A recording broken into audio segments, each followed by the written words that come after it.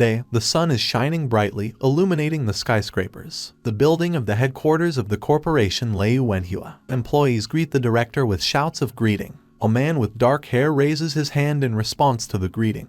His face does not express any emotions. Someone asks the man, and is that legendary director you? When asked, they say that yes, this is a ray of light in their company. This is the director of the anime department, Wu Yu. The man walks past the staff, giving them a cold look and closes the door behind him. They look after him with joy. A male employee says that the director is so charismatic. Another employee says that the director is handsome.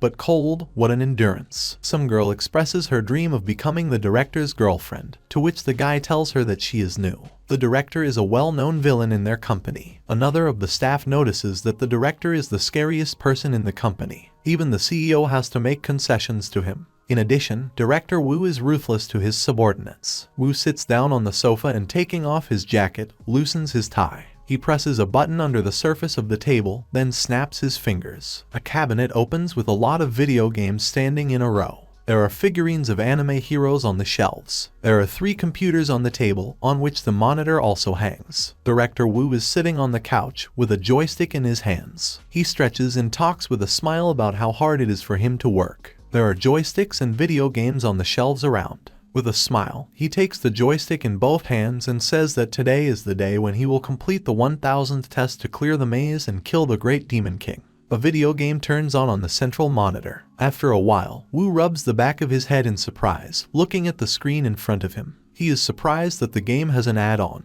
An offer to receive the Fall of the Demon Lord supplement is displayed on the monitor. Wu exclaims that go ahead, get to work. At the same time, outside the door, 2 female employees are discussing Director Yu. One tells the other that it is unknown what Director Wu does all day in his office. It's not even possible to see him, it upsets the girls. The other replies to her that how she is pining for Director Yu. He is the god of the wealth of their corporation.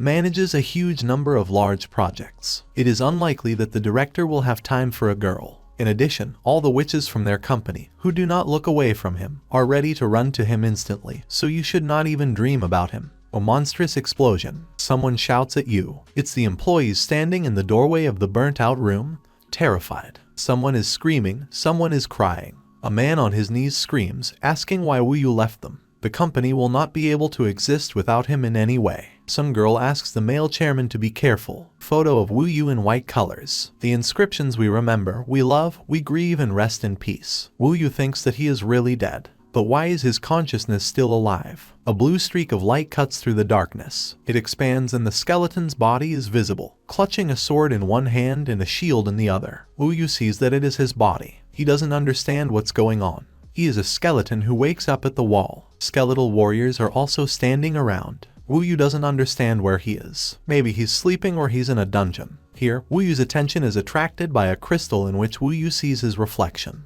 He is a skeleton in armor and helmet. He is shocked by what he saw. Wu Yu screams in horror, "What the hell is this?" Then, he begins to remember what happened before. An offer to receive the Fall of the Demon Lord supplement appeared on the monitor in front of him. He agreed. Then, a monstrous explosion. Wu Yu realizes that he is really not in his body. What kind of world he got into then? Wu Yu starts banging his head against the crystal, and for each hit his health decreases by 1 unit. Wu Yu says that if this is a dream, then he wants to wake up as soon as possible. He also has an 8-figure deposit in the bank, which he has been saving up all his life. Why can't he just enjoy it? Well, even if he got into another world, it would be possible to leave him a human form. He sees a notification that he is a skeleton soldier of the 1st level. His health is 10 units, mana is 10 units, magic is 10 units, strength is 10 units, defense is 10 units, dexterity is 10 units. The weapon is a worn iron sword. An auxiliary weapon is an unusable round shield.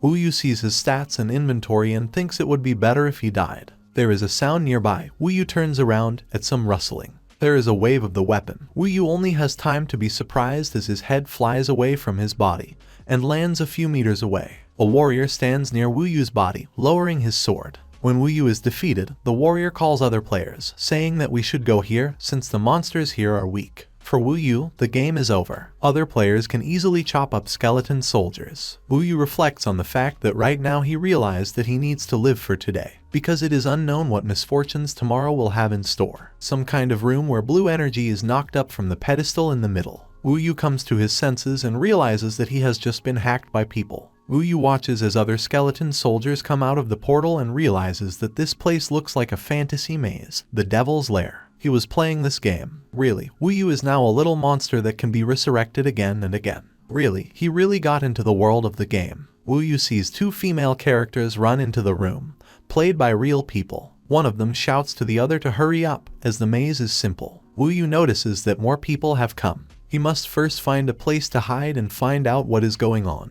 Otherwise, he will be cut down immediately. Wu Yu crawls so as not to make a noise, thinking that the past generations of his family lived with dignity and he now looks so pathetic. Why would he do that? Suddenly, a spear flies into Yu's clothes from behind. He turns around in shock. A girl approaches him and leaning her foot on his body pulls out her spear. She stands with one foot pinning Wu Yu to the ground and tells her friend to go to the net faster and not worry. These skeleton soldiers are very weak. She will get used to killing several of them at a time. Wu Yu realizes with tears in his eyes that he has been overtaken by live players again. A girl with a scream, raising her sword, runs in fright towards her friend and Wu Yu. She stumbles and falls, dropping her sword. A friend looks at her with a skeptical look. Wu Yu laughs. The girl who pinned him to the ground sees this and menacingly asks who Wu Yu is laughing at. He begins to tremble with fear. A wave of the weapon and Wu Yu is dead again. He thinks why he needs all this and asks his mother to take him home. Wu Yu runs, spears and arrows fly at him. A crowd of players runs after him, shouting at him to stop and that he will not be able to escape from them. Wu Yu yells at them to leave him alone, stop chasing him.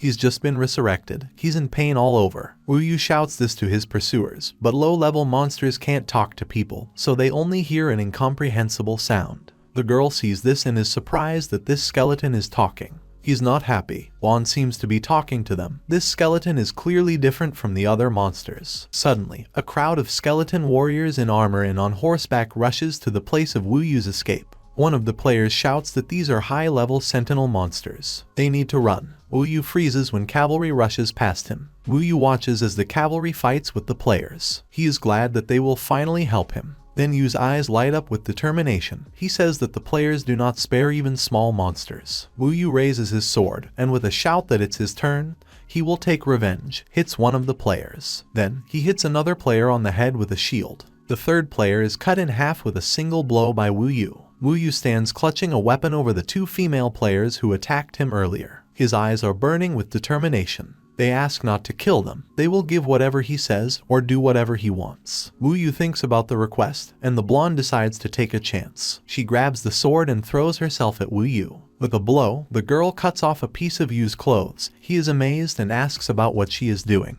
He rushes at the girl and shouts that she is a vile snake. If she attacks him surreptitiously, he will hit back. Wu Yu bumps into the girl, squeezing his hands on her throat. The weapon flies out of the blonde's hands. Wu Yu knocks the girl to the floor and raises a sword over her. She begs to let go and not touch her. Wu Yu ignores her request and eliminates the player. From all this, his level rises to 2. Wu Yu understands that he is, of course, alive, but he does not have any abilities. Then a sound attracts his attention. He turns around and sees that a skeleton warrior on a horse is standing next to him. He raises his sword over Wu Yu, intending to attack. He raises his hands in horror and asks what they want to do with him. Something the plot is not going according to the script. Aren't they allies among themselves? What is happening is shown through the eyes of a skeleton warrior, who sees Wu Yu asking him to talk and says that they are at the same time. He can't identify the creature, and since the creature could not be identified, the attacker is subject to destruction. He rushes to attack, but Wu Yu dodges, and the blow falls by. He only has time to rejoice at the fact that he dodged, as another blow blows his head off. Wu Yu puts his head back in place and asks what's going on. He thinks he is being attacked because he has been reborn. He just came to life, and everyone constantly wants to kill him. Wu Yu picks up a sword and shield, ready to fight, since he is not a weakling. The blow of the skeleton warrior falls on the shield,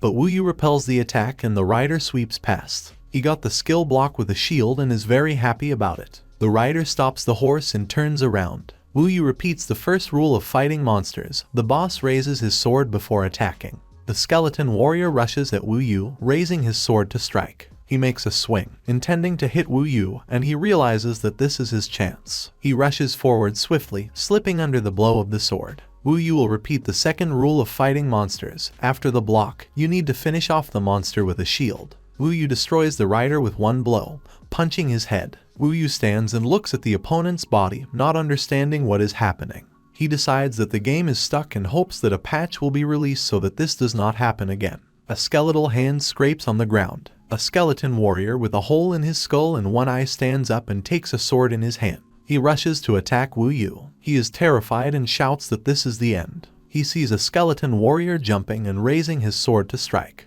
Then Wu Yu notices the helmet, picks it up and decides to take a chance. He puts a helmet on his head just as the skeleton warrior attacks him. The sword strike falls on the helmet and does not damage Wu Yu's head. He crawls away from the opponent and asks him not to approach. The same one raises his sword to strike. The horse takes off and runs, running through the skeleton warrior, causing him to fly apart. Wu Yu looks at it in shock, but when the horse comes up to him and rubs against his head, Wu Yu doesn't understand what happened at the beginning, and then it dawns on him that this is a property of the helmet. An information board about his characteristics and inventory appears in front of Wu Yu. The helmet on it is the helmet of the skeleton lord, can control unintelligent creatures of low levels. Wu Yu also notices that his stats have improved. He realizes that it turns out he can gain experience for killing creatures from the maze. Wu Yu realizes that he has one now thanks to the helmet, and that he seems to have found a treasure. Wu Yu squeezes the horse's muzzle, saying that this is his wealth. Wu Yu notices that this charming magical world is so interesting.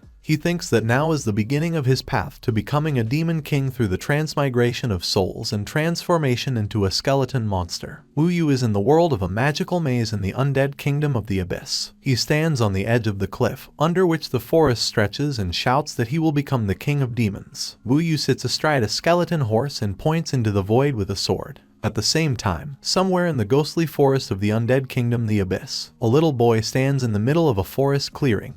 The eyes of some creatures look at him from the darkness. The boy is dressed in armor, and he has a sword in his hands. He shivers and says he's scared. The boy's name is Uni. The creatures realize that there is an outsider in the forest and attack. A green monster is sitting in the middle of a stone plain. The remains of skeletal soldiers' armor are lying around. The monster is chewing something. Suddenly someone says an outsider. The monster turns around at the sound. A crowd of skeletal soldiers rushes at him, which attacks the monster, leaving no chance for that. A skeleton warrior appears on horseback. He blows off the monster's head with one blow, rushing past. Wu Yu gets the 5th level. He laughs and rejoices that he has reached the 5th level so quickly. Wu Yu notes that the effect of the helmet is not bad. You can control monsters without intelligence or a level below it. Also, the maximum number of them increases. Wu Yu gets on his horse and enthusiastically says that he will capture the forest. And then he laughs. Then a sound attracts his attention. He asks what it is. A boy in armor, crying and clutching a sword in his hands, tosses from side to side. He is surrounded by monsters looking at him from the bushes. Wu Yu is surprised that a human child is doing here and that he is in danger. The boy shouts the monsters away. He waves his sword around and cries. The monsters came close to him. Wu Yu, full of determination, raises his sword to attack while sitting astride.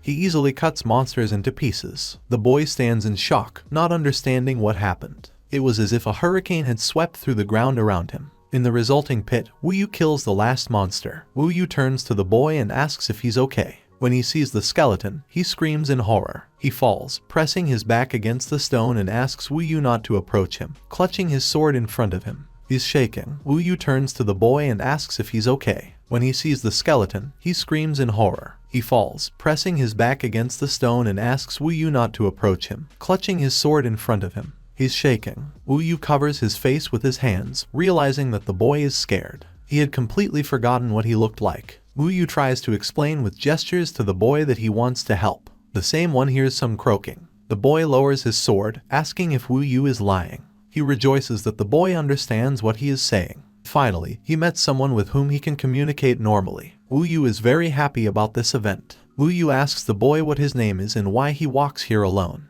The boy replies that his name is Uni. Dad said he was testing him, so he brought him here and left. Wu Yu is outraged and says what a disgusting father Uni has. He is not worried about the safety of the child and wants him to die. Uni replies that he does not know the answer to this question. He wants to go home. Wu Yu says he can't leave the child alone in this hell, but he has just started a wonderful life, and does he need this cargo? The boy looks at Wu Yu and a light comes on in his eyes. He shields himself from the light and says that Uni can go with him, then he will take him home. Uni readily gets up and agrees to go. Wu Yu finds this very endearing. Wu Yu calls his horse Zio Bai. The horse looks at Junie. The horse is terrified and thinks that he will die, and Wu Yu will be a hero. Xiao Bai runs away.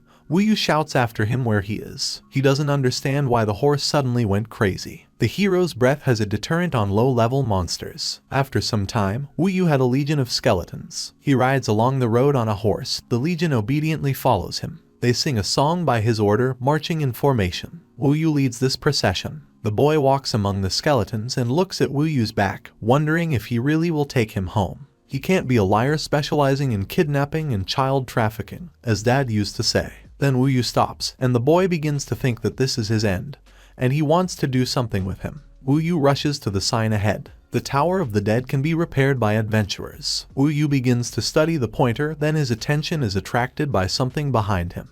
Junie clings to one of the skeletons. He cries, shivers, and thinks that he is about to die. Wu Yu rushes back, saying that they went in the wrong direction and came all this way in vain. Wu Yu understands that when he got to this small town, he could have learned a lot of news. He must first understand what kind of world it is, how to fight monsters and improve. Wu Yu tells Junie that there may be monsters further down the road. Since they were punished, weak demons can be fought, but if Junie encounters strong ones, he immediately has to hide behind him. Junie nods, understanding what he has to do. So for a while the team kept moving. Wu Yu stops, giving the same order to everyone behind him. Wu Yu rejoices at what is in front of him and what he has found. After killing such a big guy, you can get a lot of experience, and he sleeps. Wu Yu can't miss such a great opportunity. Wu Yu gives orders to Gu Sheng, Tidan, Sha Zu to retreat and surround the skeleton dragon. They readily accept the given order. They surround the sleeping skeleton dragon hiding behind rocks. Wu Yu is watching them from hiding. The dragon opens his eyes, waking up.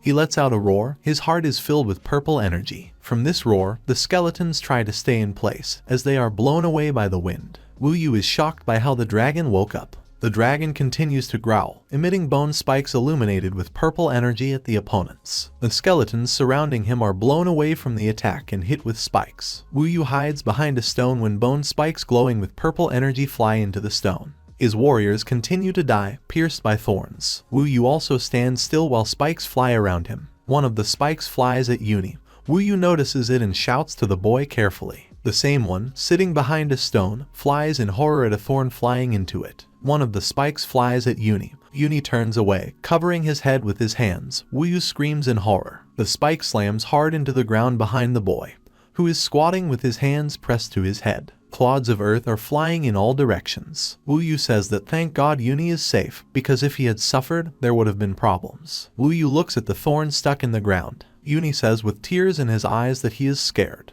Then, he runs to Wu Yu. The same one runs to meet him, saying that he will come now, and Junie should hide and not run around here. Suddenly, Junie freezes, fearfully pressing his hands to his head. The thorn is flying towards him again. He is terrified. He falls to the ground, closing his eyes. The spike cuts into the place where he was standing a second ago. Wu Yu looks at all this and his jaw drops. He thinks that Junie was born in a shirt, since he is so lucky. Bone Fight growls, its mouth glows purple. The bodies of skeletal soldiers are lying around, stricken with thorns. Wu Yu looks at the dragon. His fallen soldiers are lying between them. Wu Yu clutches a sword and shield in his hands and thinks that his team has just started the fight. He doesn't have many soldiers, and most of them have already died. Out loud, Wu Yu asks Junie not to be afraid, because he came to train. Therefore, let Junie defend himself, and he will deal with the dragon. After these words, Wu Yu rushes into the attack, leaving a shocked Junie behind. The boy clenches his fists, thinking that the bony uncle is protecting Junie. The boy knows that even though his uncle is ugly,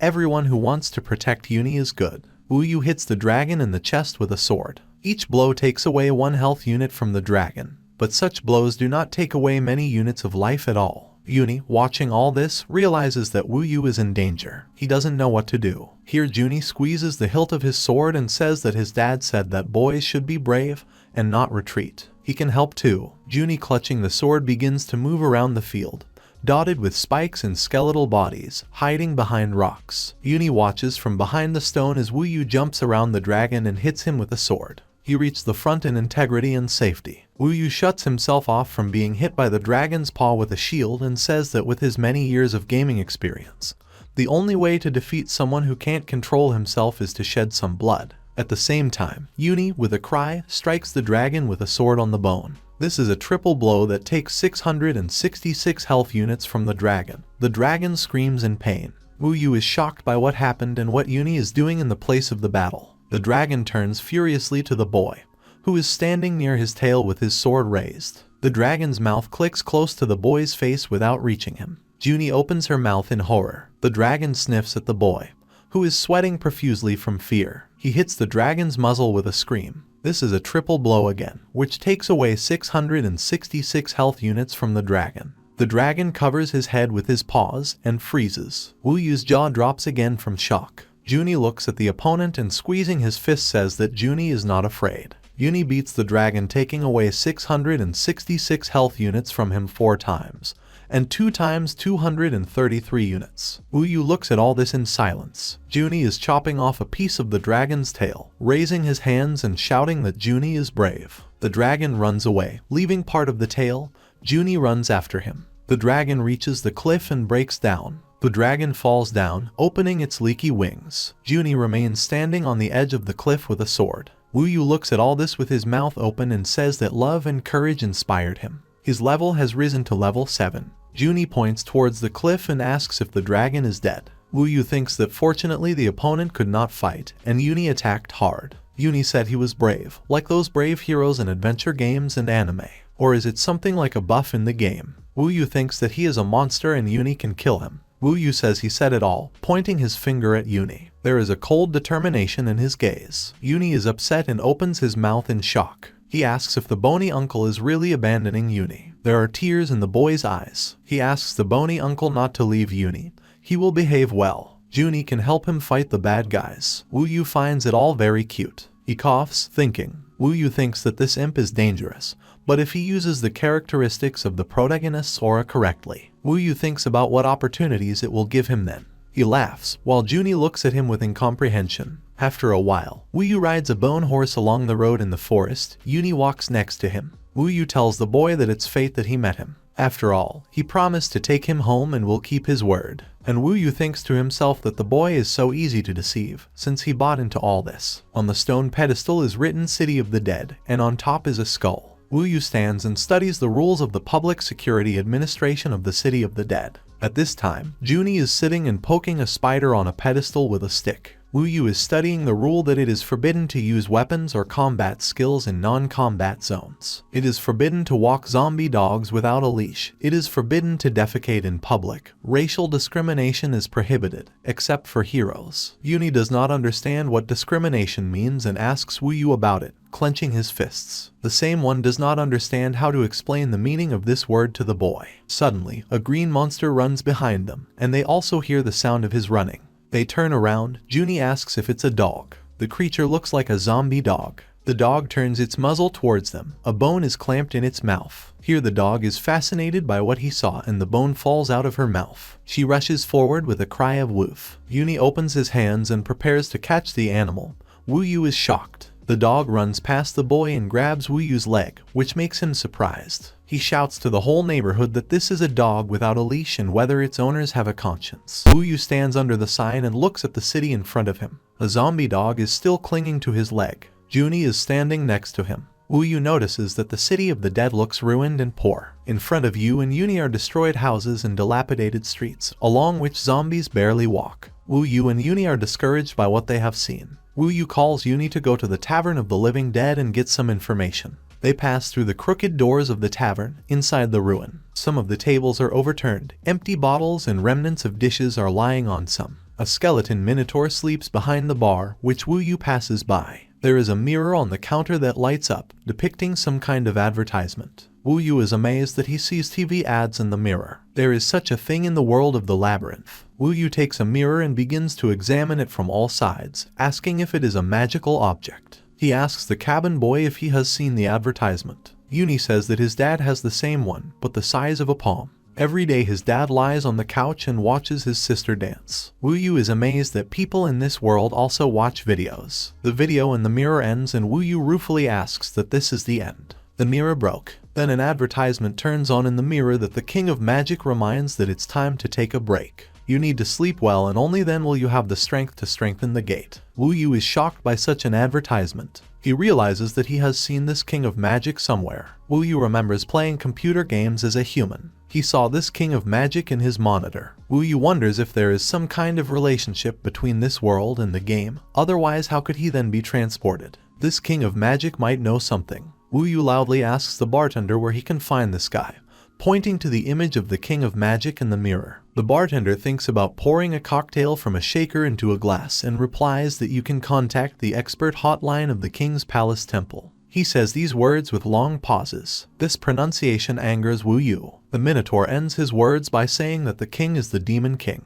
Wu Yu is standing in front of a handheld phone with a picture of a Minotaur. He scratches the back of his head and realizes that there is also a magic object in front of him. Wu Yu tries to dial the number, but it's hard for him to do it because of his short stature. Wu Yu realizes that if he's not 3 meters tall, he doesn't even deserve to make a phone call. The Minotaur's eyes on the phone light up red. Wu Yu speaks into a huge microphone hello. He is answered hello, then there is a cough and again hello. The subscriber is busy. He can leave his message after the beep. A beep sounds. Wu Yu shouts angrily about what it is. They answered him. The character who answered the phone, lying on the couch, tells the girl sitting next to Bella that it's her turn now. Notification panels hang in the air in front of them. The guy throws aside the microphone, from which comes Wu Yu's cry about whether he is being listened to at all. Wu Yu, who is standing and holding the microphone, is told, asking for forgiveness, that the caller he is calling is busy. He is asked to please try later. Wu Yu angrily throws back the microphone, saying what to do with it. The microphone flies away. The zombie dog jumps away from Wu Yu in horror. The action is transferred to the palace of the Demon King. The girl informs the lying guy, whom Wu Yu called, addressing him as His Majesty, that his subject has been waiting for him for a long time. He replies that okay, he is more interested in how to walk. A creature in a cloak, with a book and a staff in his hands, says, addressing His Majesty the Demon King, that based on the forecast, a hero will come to this world. The world of the labyrinth will face another invasion. The fortune teller asks the Demon King to prepare carefully. The Demon King is happy that Bella has lost again. He's playing some kind of game on the blue panel in front of him. The fortune teller is angry at such inattention, and he asks if the king is listening to him. The same one laughs and tells Bella that he won again. Then he jumps up and furiously clenching his fists asks the predictor again about who will come, which hero. Bella is in shock. The predictor says that the hero will appear to go against the maze world. The Demon King is scared, wondering what to do. A hero again. They killed him 999 times, and there is no end to these coming heroes. He doesn't want to die again. The Demon King coughs and says that this time, since the coming of the hero was predicted in advance, the world of the labyrinth will not suffer. He commands that an urgent meeting of the labyrinth's top leadership be immediately announced and that the demon generals be assembled to discuss countermeasures. The fortune teller asks the Demon King to remain calm, and he goes towards the fiery portal, on both sides of which there are guards. When he leaves, the Demon King rushes to Bella with tears and asks her to help him. He does not want to die anymore. She answers him that it is the fate of the Demon King to be attacked by a hero. The Demon King asks her not to say that. Whole generations of heroes attacked him. He was killed 999 times. She must understand his feelings. He remembers the smiling heroes with swords and asks Bella if she knows how terribly they tortured him. They burned, killed, robbed, and did all kinds of evil. The heroes are greedy and immoral. The hero is a man sitting surrounded by chests of riches and rejoicing in the treasures. Heroes build their happiness on someone else's grief. The hero and the girl get married, and mountains of gold and defeated demons are lying in the background. The heroes brought endless pain and suffering to the world of the labyrinth. Heroes are the greatest evil. Wu Yu is standing. The dog is still clinging to his boot. Junie sighs heavily. Wu Yu is standing near the bar. Behind his back, the Minotaur bartender made 2 cocktails. Uni sits next to him on a chair and looks at Wu Yu, who thinks that this world is similar to the RPG game Labyrinth of the Demon World, which he played before the transfer, except for the rules. The only thing that looks like is the big boss. Wu Yu's transfer to this world must have something to do with the Demon King. Maybe he can bring Wu Yu home. Wu Yu abruptly turns to the Minotaur bartender and loudly asks how he can see the devil. This makes Junie jump up in fright. Minotaur shows a magazine with a dark-haired girl on the cover, which says the Kingdom of the Abyss of the Living Dead. Hela is a glamorous, mysterious queen. Wu Yu is discouraged. He notices that the Minotaur bartender is confused. An hour later, the Minotaur bartender dreams of Hela, thinking that it is very difficult to talk to her. He could barely resist drawing his sword and cutting her in half. Uni is sitting and eating fried meat, and Wu Yu is studying a magazine. The dog is still clinging to his leg with its teeth. Wu Yu snatches a cocktail glass from the counter. He drinks the whole cocktail in one gulp. The glass falls and breaks. The remains of the drink are poured out. Wu Yu sits down on the floor. A cocktail flows out of his mouth.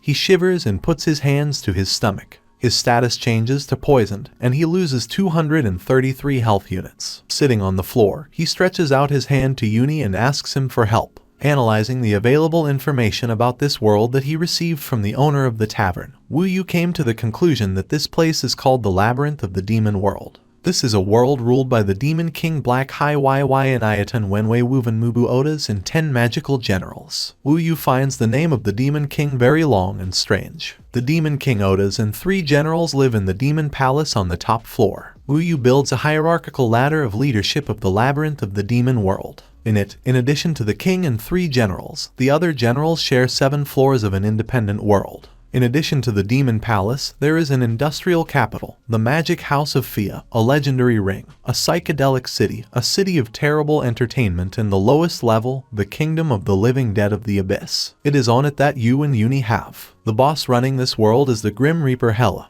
who can help him get right to the Demon King's palace and meet him. Wu Yu imagines Hela, a dark-haired girl with red burning eyes. Wu Yu walks through the dark streets of the city and thinks that this Grim Reaper Hela is a level boss. It would be difficult to deal with her if there were any disagreements. Juni pats the zombie dog on the head. Wu Yu looks at how Uni hugs the dog and thinks that in order not to take risks in the battle with Hela, he better uses the aura of the hero to increase his strength first. Then Wu Yu notices the entrance to the equipment store. He decides that this is a good chance to buy. At the same time, in the palace of the Demon King, the Demon King Odas is lying on the bed, surrounded by books and crying, saying how stupid he is. A door opens to his chambers and someone addresses His Majesty. The seer informs him that the demonic generals have arrived. It's time to go to the negotiation hall. There are generals behind him. On the bed are several books about the Demon King with the titles The Demon King in a Relationship, Charming Love, The Legend of the Harem of the Demon King, The Hero Fell in Love with a Great Demon. The Demon King is lying on the bed and reading one of the books. The seer repeatedly addresses him. A toy bear with a ring on its head is running somewhere, spreading its paws, followed by a girl with tails. She shouts to the bear, Pippi, not to run away and wait for her. This is a girl with blonde hair and wings on her back. The bear jumps on the bed right on the Demon King lying there. The girl runs up to the bed. The toy bear sits right on the Demon King Odas, who wipes his bloody nose with a handkerchief. A girl with a guilty look is sitting on the bed next to her. The Demon King Odas says he's fine. If everyone is here, then it's worth going to the meeting room. After a while, all the generals of the Labyrinth of the Demon World gather at a long table in the negotiation hall. Odas leans his hands on the table and leaning his head against them tells the general that most likely they have heard that a new generation of heroes has appeared. They listen to him attentively. Odas continues, saying that they are all here to discuss what to do with the heroes. He hopes that this time they will all unite and think together. Here one of the generals interrupts the king and says that the most important thing is to allocate funds for each of the floors, especially for his. The premises have not been repaired for years. Adventurers always easily pass his floor. This is a baby sitting on the shoulder of a gorilla. The magical Bobby Reba sitting on the shoulder of the cruel King Kong Delulu. Magic Bobby Reba says everyone should give them some resources for low levels. After all, they are all compatriots of the labyrinth. If they have money, they can give it. If not, then let them give people. For example, send more curly fairies to lure the heroes. Magic Bobby Reba raises his hand and asks Hela that he is right, that they should fight together. The Grim Reaper Hela, sitting opposite them, sternly folding her arms on her chest, asks to move away from her. Magic Bobby Reba and King Kong Delulu huddle together in fright from such a reaction. The Demon King Odas asks baby Hela to calm down and not get angry. Hela grins at his request. The other girl general sees that something is wrong with the Demon King. He laid his head on his hands in sorrow. Magic Bobby Reba shouts to one of the generals, calling him an old crocodile, that he has a lot of oil and water in his spine.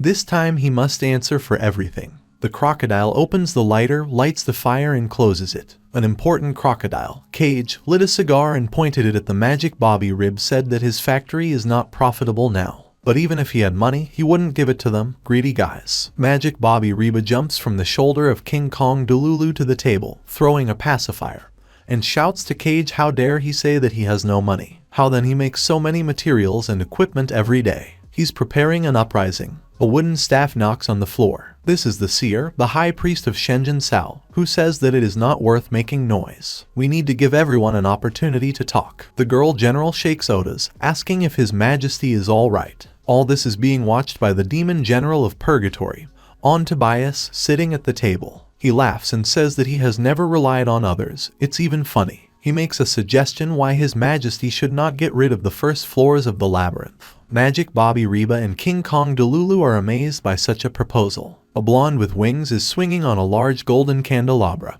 who laughs and asks to be allowed to be responsible for preventing these daredevils. She jumps down right on the chair at the table and apologizes for being late. She needed time to collect Pippi. This is a free Fia demon. King Kong Delulu shrinks in horror, screaming for this filth to be removed from him. He looks at the Pippi bear toy on the table in front of him. Magic Bobby Reba, pointing at Pippi, says that Odo probably messes up every day. Pippi jumps up and, spreading his arms to the sides, shows his tongue to Dulol. King Kong's eyes fill with anger. His eyes roll up and he falls senseless head on the table. Magic Bobby Reba shouts that Dululu was so scared that he lost consciousness. He turns to Fia and asks her to take Pippi back. She shows him her tongue, making a face and says that she is already running and falling to do it. Here, from the mirror standing on the table, a voice is heard greeting everyone, and then the question is heard if the speaker is heard. Delulu has already regained consciousness and, along with the others, pays attention to the mirror. From there, the words check the connection sound. A blue whirlpool is depicted in the glass. Then, an image of a girl with pink hair sitting at a table appears. This is a living mirror of the moon.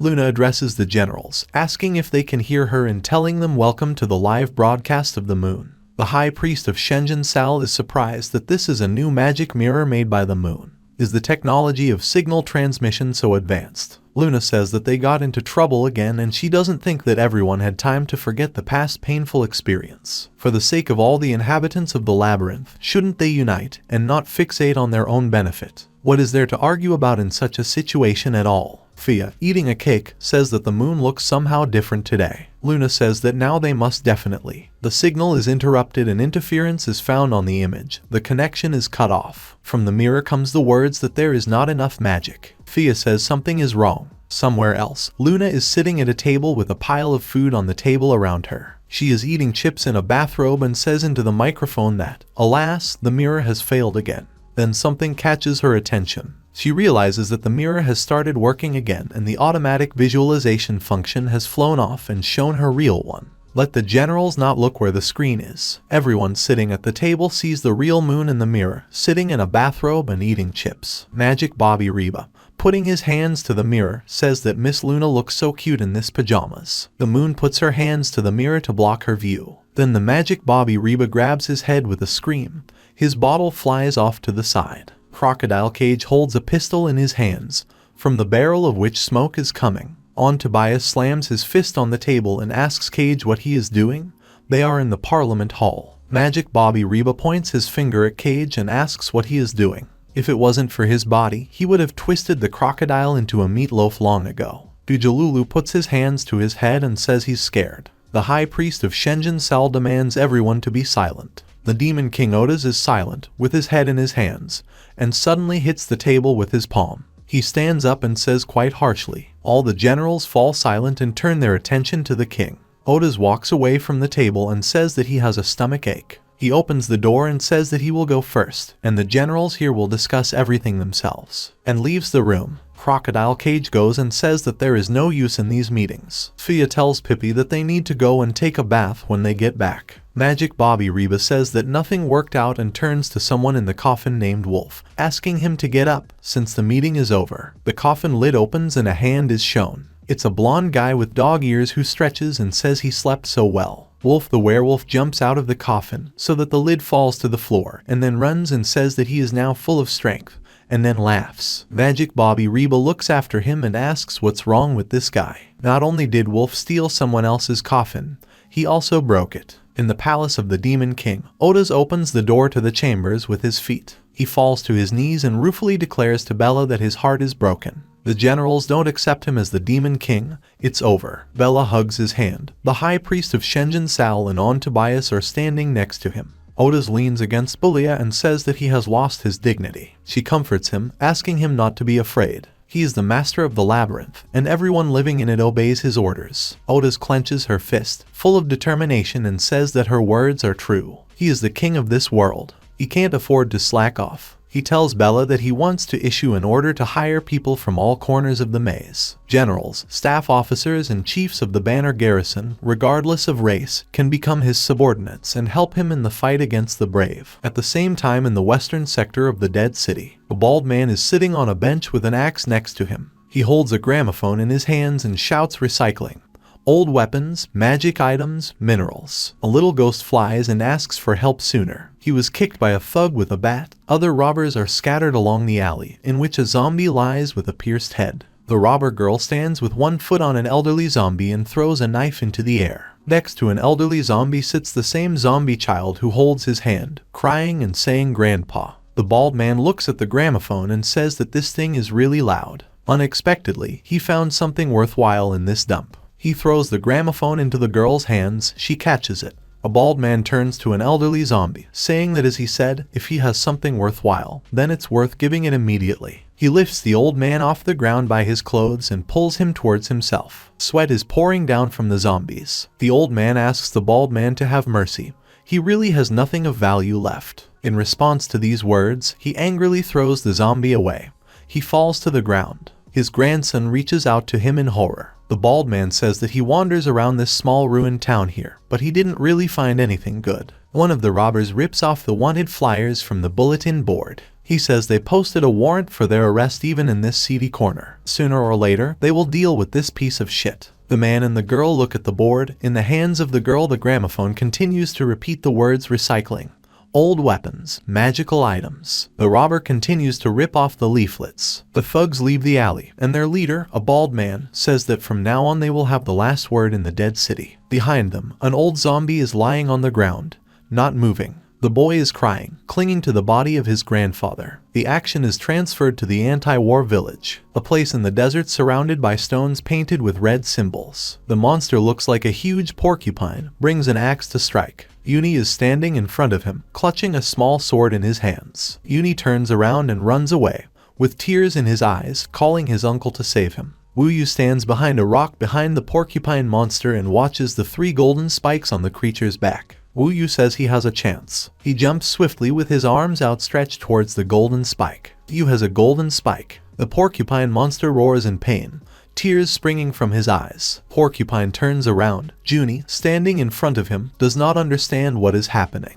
Wuyu runs, clutching a golden spike under his arm, and says that the epic porcupine's attack is a success. Where is the applause for him? Wuyu and Uni run away. The porcupine monster runs after them with an axe in his hands. Wuyu and Uni are running. A zombie dog is running next to them. Wuyu raises a golden spike over his head. The porcupine hits the ground with an axe, causing stones to fly to the sides. Uni asks Wuyu if everything is really okay, because his dad said that stealing is not good. Wuyu calls Unip a stupid child and says that this can hardly be called stealing. The porcupine has so many thorns, he won't even notice that one of them is missing. The porcupine approaches them, raising his axe to strike. Junie turns around and says that judging by the porcupine's appearance, he doesn't really want to lend them a thorn. The monster's eyes light up red and he forcefully hits the ground with an axe, creating an explosion. Wuyu, Uni and the dog fly up in the air. Wuyu turns around in fright and tells Uni to run. While fleeing, Wuyu is imprinted into a wooden pointer. It hurts him. Uni with the dog in his hands slows down, seeing that his friend has hit. He asks Wuyu if he is okay. The man is dizzy from the blow. He does not understand what is happening.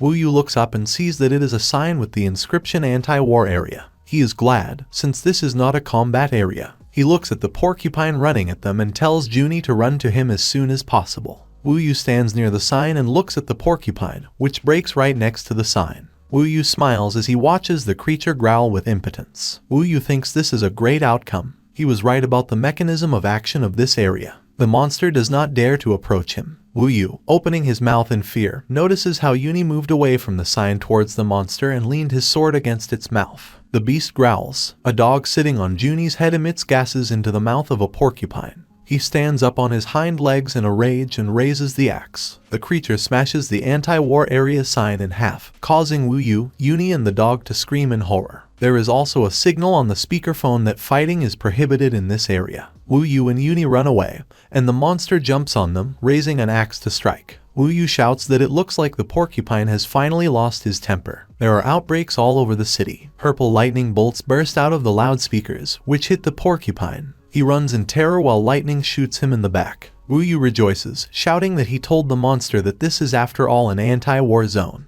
And then why did he attack them? Uni looks at Wu Yu in delight and, addressing him, Uncle says that he is amazing. It turns out that this was his plan. Wu Yu is embarrassed by such praise. He says that yes, that was his plan, but it's nothing and it's not worth talking about. Lightning continues to sting the porcupine. Wu Yu looks at it and laughs. He tells the boy that he must remember that you cannot recklessly get into a fight. You need to learn the tactics of fighting. Uni is surprised by the word tactician and says that Wu Yu knows so many words. He had never heard of that word. He replies that of course this is his experience, accumulated over a lifetime. Why don't Uni become his disciple? He will teach you how to become a real brave man. He jumps on the spot with delight and agrees. Wu Yu rejoices at this, thinking that such a development of events is only to his advantage. The fight against monsters in the future will fall on the shoulders of Uni, his new student. Wu Yu and Uni come to the item store in the anti-war zone. This is a huge room where there are tables with various weapons lying on them. Wu Yu and Uni are greeted by a sales girl who tells them welcome. She put down the weapon, which Wu Yu liked last time,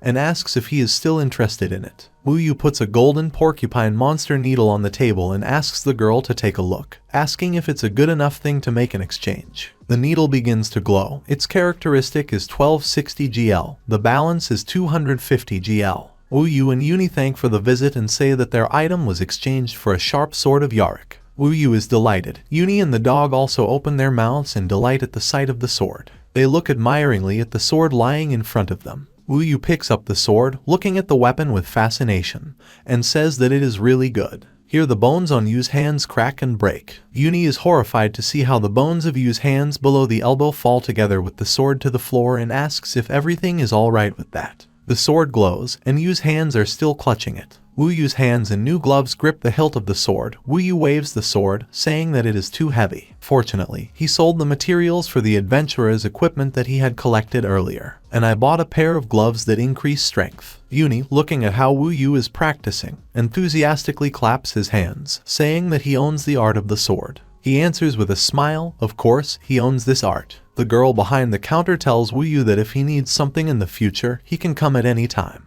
Wu Yu remembers all the objects that came across to him, a mirror, a phone, loudspeakers, a sword, and thinks that it is so strange that there are so many high-level rare magical props and equipment in this poor dilapidated city. Wu Yu returns to the counter and, leaning back, asks the girl what he has been wanting to know for a long time about what has been bothering him for quite a long time. Why their city looks like it is about to collapse. The girl pulls out a magic ball from behind the counter and says that in fact, the city was once a famous center of trade in these places. Junie looks at the ball with interest. The girl continues, saying that adventurer people dropped in here to rest or cross somewhere. The girl continues to look for something behind the counter, laying out various items in front of Wu Yu and Uni. She says that the big bosses from the labyrinth annually allocated large sums of money for construction. And he continues that at least it used to be so. She hands Wu Yu a magazine with Welcome to the Dead City written on the cover, published in May 999. Wu Yu opens a magazine and sees an image of a beautiful blooming city. He is amazed at how beautiful it used to be. The girl says that unfortunately, she does not know when the above-mentioned cut funding. In addition, the staff was constantly sent for some checks, and as a result there was no one to manage this place. Junie looks admiringly at the goods in front of him. The girl says that if there is no order, then chaos is born. Some high-ranking guys took the opportunity to take more money to themselves and settle in the very center of the city. A ghost is shown surrounded by luxury and wealth, and a zombie in torn clothes collecting scraps. As a result, the gap between rich and poor inside and outside the city became larger and larger. There are also those who go to the war zone to get a little power. But the worst of all are adventurers who harass the locals when they find out that there are no main ones here. Simply put, the worst people are robbers. The girl, imagining all this, angrily beats her fists on the table and says that as soon as people found out that the punishment system in some parts of the city was outdated and no longer usable, they began to look for loopholes. Wu Yu is amazed by this reaction. The girl turns away from him, wiping her tears, crying and saying that they were the center of trade. She imagines combat props, magical household appliances, the famous beer of the underworld. All this was in the city, and now they have turned into a small business that barely makes ends meet. The girl wipes her tears with a piece of Yuni's cloak. She apologizes to her customers, saying that she was overexcited. Wu Yu thinks about the fact that they are here in this miserable place, in normal operation. Why do the inhabitants of the upper labyrinth ignore this? Then Yu comes up with an idea. He turns to the girl, asking that those guys she mentioned don't have their own collection of treasures, unless they can be found here. The girl is surprised by his question. Day 1. Night. Central residential area. There are shouts and exclamations of my treasure. A zombie with a monocle is sitting on the roof of one of the houses and looking into the darkness says that his target may not try to escape. He will overtake her. Then something catches his attention and he exclaims in surprise that he sees a lot of creatures flying through the air with bags on their backs. He doesn't understand who it is. It's Wu Yu, and the creatures behind him are flying with the looted treasures. Wu Yu turns around and says he got rid of it. Wu Yu lovingly strokes his helmet and says that this armor can't control higher level monsters, but it's really useful when it comes to manpower. Day 2. Night. Battle Grove. Creatures with a Taoist talisman on their face stretch out their hands and growl, saying that this talisman is a relic inherited from his ancestors. This is a sign of getting rid of the shackles. He will never give it up. Wu Yu sits astride a skeleton horse and clutching a sword in his hand tells the creature that either he will save the relic or life. The choice is his. Wu Yu chases the monster, which runs straight towards Yuni, who is waiting for him with a sword. Yuni holds a gun in front of him and says he will never back down in the name of justice. Day 3. Night. Residential area in the city center. Someone exclaims money and clay miniatures from the limited series. Wu Yu stands near the treasure chest and gives the bag of gold to the ghost, behind which another one is waiting in line. On the ground next to the zombie, clutching a bag in his hands, crying with happiness, Yuni distributes money to others with a smile. Wu Yu thinks that he will exchange some of the extracted treasures for equipment, and the remaining gold coins can be distributed to low-level monsters. He will rob the rich and help the poor. Two ghost women richly dressed in a nice neighborhood discuss that a raider has recently appeared in their neighborhood. They say it's so fast that people can't see it. The only thing they know is that under the light of a street lamp, the raider shines with gold. The woman says she is afraid of his gaze. Wu Yu is clutching some parchment in his hands, holding a sword and a sparkling golden shield. He is smiling. His hands are covered with gold jewelry. Wu Yu is standing behind the wall and carefully studying the newspaper. This is the City Express. The page depicts the Demon King Oda's. The newspaper published an article about the robber. Wu Yu is happy that he made the headline today. He had almost collected all the rare treasures and materials. Wu Yu wonders which of the hard-to-reach items from the list he should look for next. Then they notice a procession of small skeletons in black raincoats and with backpacks. He watches them cross the road and remembers that somewhere it was said about fabric with the breath of death. He understands that the skeletons are wearing just such a fabric. He was damn lucky. Wu Yu leans over to the skeletons with a smile and asks them if they can do Uncle a favor. They are trembling with fear. They huddle together and one of them tells the others that his mom said that if a stranger tries to talk to him, he may have bad intentions. Therefore, the children begin to scream in horror. They turn around and run screaming, run away. From the backpack of one of the skeletons, a book flies out onto the road, a crash course of the god of death. Wu Yu shouts after them that there is no need to run away. There is no need to be afraid of him. He will give them a yummy. But the children are already quickly running away. A pond in which blooming water lilies swim. Black swans of death are swimming in the pond. One of the swans, leaning his head against the other, calls him his favorite. He replies to his treasure that she is so beautiful today. Apart from her, he doesn't care about anything. Swans lovingly touch their foreheads, while on land behind them, Wu Yu catches up with small skeletons running away from him first in one direction, then in the opposite direction. This is starting to annoy the swans. The swan girl turns her head in the direction of the running, to which another swan asks her not to move. They won't interfere with it. She should pretend that she doesn't notice anything. Wu Yu runs down the hill after the little skeletons, which run away from him straight to the swans in the pond. It makes them angry. Skeletons begin to rush between the swans, causing them to be shocked. Wu Yu looks at the skeletons jumping on the water lilies and says that he is good. Wu Yu says he will see how good the kids are at swimming and dives into the water. He gets stuck between the swans. Wu Yu is surprised by what happened and that the swans are very soft. He thought these swans were a statue. One of the swans offers to whisper to the other to speed up Wu Yu a little. and they unclench, which makes him fly forward rapidly. One of the swans calms himself aloud, asking him to keep himself in hand. Then, somewhere in the western district of the city, Wu Yu is still chasing the skeleton children, who run straight to the company of robbers who attacked the residents of the City of the Dead earlier. One of the children with tears shouts a request to people to help. Wu Yu chases them, asking them not to run away. One of the robbers rejoices that the skeletons came here of their own free will. Another asks him to look at the monster behind, which has so many treasures. Wu Yu stops in front of people and asks who they are and what they need. They look at him and shake their weapons, grinning. A girl with daggers in her hands jumps into the air and says that they were so lucky to meet a real goldfish. Her companions with weapons also jump to attack. In the hands of one bat, the other has a flail. Wu Yu is shocked. He grins, pulling out his sword and saying that these guys really decided to rob him. He jumps to the side, avoiding the blow of the guy with the bat, and immediately raises his sword for a counterattack. Wu Yu says it's his turn now. He forcefully strikes the attacker in the face with his sword,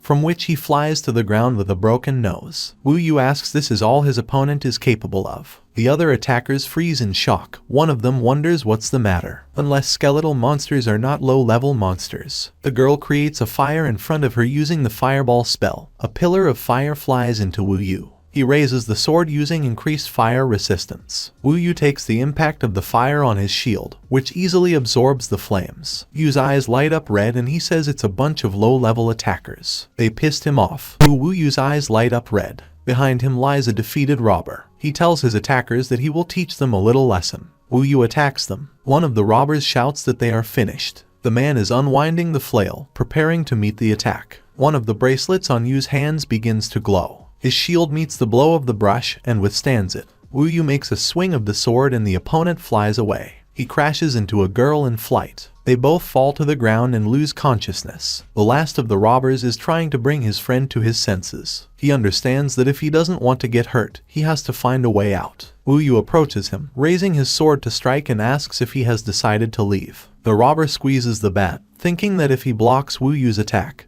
he will have a chance to escape. A thug blocks a sword strike with a bat. He shouts, realizing how heavy Yu's sword is. Wu Yu kicks the robber aside, knocking out his teeth. Wu Yu recalls how he was humiliated by the heroes and how he ran away from them. He thinks life is full of ups and downs. Unless after all he has experienced, he can now allow others to mock him. Wu Yu calls the bald male leader of the robbers to come to him. The same one is shocked to see his people lying unconscious on the street. The man pulls out an axe from behind his back and says that this is an outrage, his whole team. He pulls out an axe, from which lightning begins to emanate. The man does not understand how his entire team could have fallen because of a single monster. The man's eyes light up with anger. He rushes to attack. Wu Yu easily walks away from her, shocking the opponent, and says that what a simple attack. Wu Yu slips, grazing the brush with his foot, and falls on his back. The man shouts to the team members who have come to their senses, so that they quickly use this opportunity to pile on Wu Yu. One of them is hitting with a bat. Wu Yu is spinning on the ground. His head starts to spin. The girl throws daggers at him, which stick into the ground between Yu's legs. He screams in shock. He starts to run away. Daggers are flying at his back. Wu Yu says that the robbers simply have a numerical advantage. Let them just wait. One of the thugs raises a crossbow. Wu Yu runs away from them, shouting to them that they have angered him and he will deal with them. Wu Yu runs into an apartment building while running away. He abruptly opens the door and calls Junie. He wakes up rubbing his eyes. The dog sleeps next to him in bed. Wu Yu tells Junie to wake up soon. He is needed for an important matter. Junie looks in shock as Wu Yu grabs his arm and pulls him out of bed. Wu Yu runs and drags Junie along the street,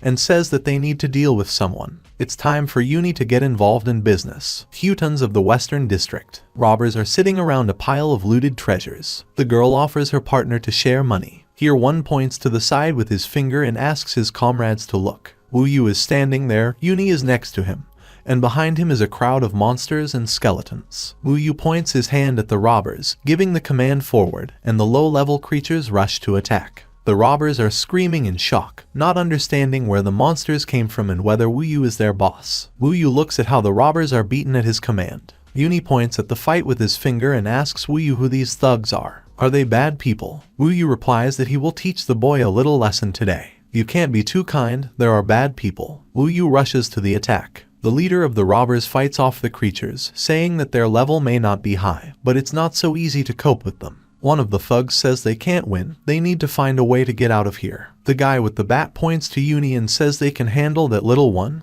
Go ahead. He approaches Juni laughing. Tears froze in the boy's eyes. He asks what the man is doing. Wu Yu looks at this and says that the robber himself chose to die. There is nothing to be done. Uni tells the thug not to approach. He is bad and attacks the attacker using super crit, which takes 999 units of life. The robbers are sitting, beaten and with their hands tied. Monsters are standing around them. Wu Yu is sitting surrounded by his army. Uni is standing next to him. Wu Yu asks the robbers who they are and why they came here. The leader shouts at Wu Yu that he is a fucking monster. They won't tell him anything. Wu Yu replies that it was rather rude, but he was ready for it. He asks Daling to bring the medicine. He carries a glass with a pink cocktail on a tray. One of the robbers, seeing Daling, asks if they have run out of willing since they are recruiting small fry, hinting at the size of the Daling. After these words, it increases dramatically in size. He has muscular arms. He squeezes the robber's head and forcefully pours liquid into his mouth. From the drink, he falls senseless to the ground, losing consciousness. His partners are terrified.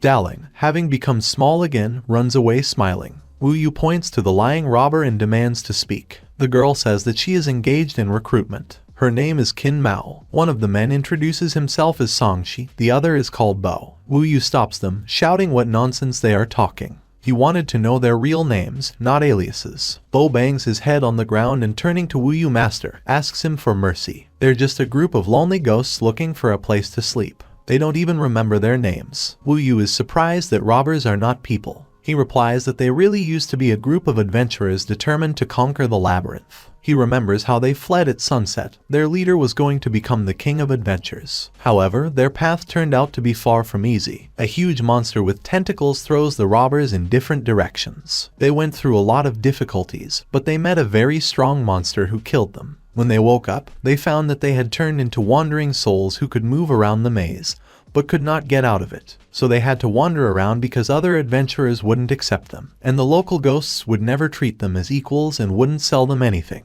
The girl says that they had nothing left but petty theft until they were noticed by the patrol of the god of death. They ran to the nearest ghost valley to ask for shelter. They said there wasn't enough malice in them and didn't accept them. Wu Yu understands why they were here, and he felt ashamed. Juni wipes her tears with a handkerchief. Wu Yu asks the ghosts what their plans are for the future. They don't plan to continue bullying the locals. Wu Yu thinks that if it wasn't for a few freaks from their gang, he would have accepted them. Here everyone sees the spirit of Shiki soaring up. Everyone is in shock. Shiki rejoices and says that he has been cleansed. It's all because of Uni. His sword has a special power. They can finally be released. Wu Yu looks at Uni and thinks that the boy really pierced the robber's soul. After all, Uni is a real brave man.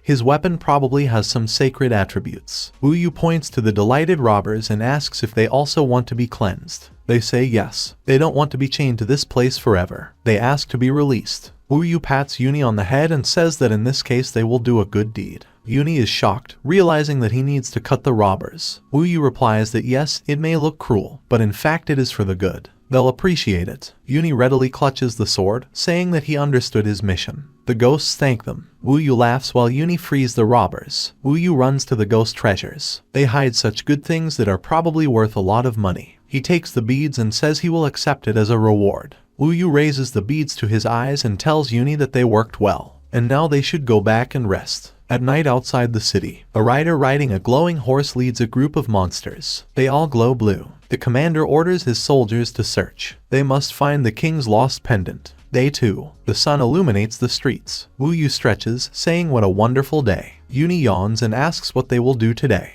The sound of hooves is heard on the road. Wu Yu and Uni watch as something approaches them ahead, kicking up dust. This is the army that approached the city at night. Wu Yu screams, not understanding where this cavalry unit came from. Soldiers knock down simple monsters, break windows in houses. Wu Yu says that it seems these guys are upset about something. Uni takes him by the hand and points at the army, saying that they mock people and spoil public property. These are bad people. The leader of the attackers stops in front of them. His shadow falls on Wu Yu, on whose chest the commander notices the very lost pendant of the king. He found a relic of his king.